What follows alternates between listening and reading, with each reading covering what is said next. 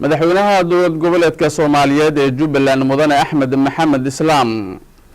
ayaa madaxda dalka ugu baaqay in la samata bixiyo shacabka Soomaaliyeed iyo dalka Foos Cali Cabdiraxmaan ayaa warbixintan inoo faahfaahinaysa madaxweynaha dowlad goboleedka Jubbaland Axmed Maxamed Islaam oo ka hadlayay munaasabadii ciida ayaa ugu baaqay madaxda sare ee dalka in ay ka shaqeeyaan midnimada ummadda Soomaaliyeed si loo samata bixiyo qaranka iyo shacabkiisa madaxweyne Axmed ayaa madaxda dowlad goboleedyada dalka ka jira iyo madaxda qaranka in ay hal ujeedo oo mid ah la yimaadaan si loo gaaro hadafka guud dowladda federaalka ha noqoto ama kuwa dowlad goboleedyada ha noqotee marka hore iyaga istiqaamaha laga helo qofka marka isaga toosnaan laga helo isagu toosnaado kadib wuxuu kari karaa inuu markaa mujtamaci toosiyo islaaxiyo ducadiisa soconaysa wax badan inay iyagu ka dadaalaan oo iyagu ay isku dayaan inay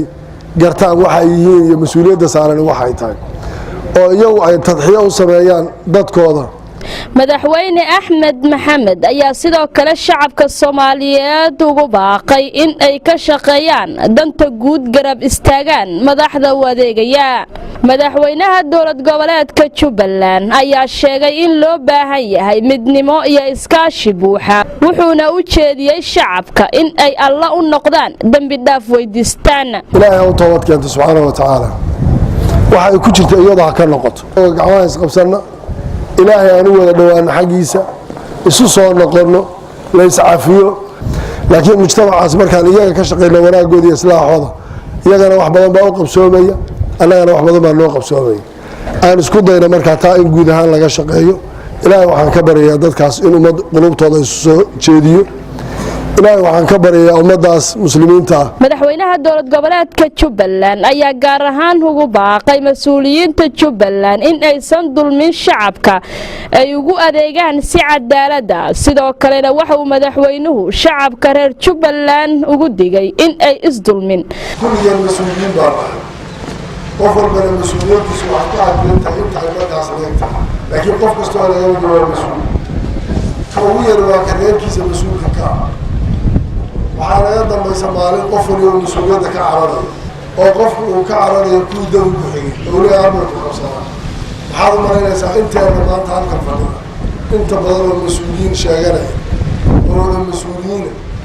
oo wax badan oo dulmi oo dhacayan inaga wax lagaga weydiinaya oo waxaadiyaa ma aha shay saxan maanta waan ciyaarana waxaan iskaga jirnaa nolol kale laakiin beri waxaad ogaataa waa waqti dhow ajees weliba hadda idinku haas dulmiina maamulkana waxaa laga sheega dadka yaana dulmiina askartana dadka yaana dulmiina dadku dulmiga iyagu isku samaynayaan annaga xukuumadda aanu cadaalad samayna dadka oo inta aan qaban karna aan qaban